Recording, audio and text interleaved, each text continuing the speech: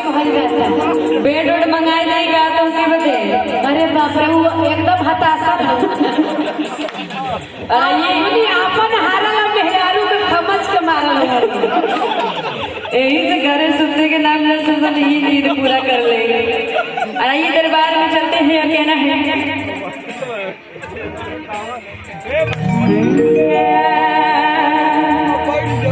आज प्रथम पूज्य है देवी गजानन, आज सकल गुणों की आज शरण तिहारे आज हम और दीजिए निर्मल ज्ञान। भैया रानी के दरबार में चलते हैं और पीछे वाले जो बैठे हैं एकदम पाकिस्तान में तो कहूँ लोग की ताली बजावे के बाद जयकारा लगावे के बाद और कहना है क्या आज के हुआ के बलिया है मैया आरे सुगाना उठर ले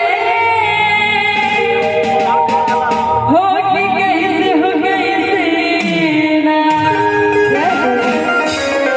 हो कि कैसे ना।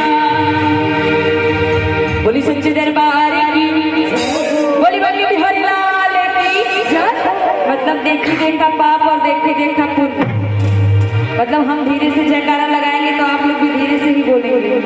भाई सच्चे दरबार की आज ये हुआ के बलिया है मैया ये हुआ के बलिया है मैया तू गाना उठा ले तो कैसे हो गई ना हो कि कैसे हो गई ना माई के भोगा वाला गई हो कि कैसे हो गई ना माई के भोगा वाला गई हो कि कैसे हो गई ना।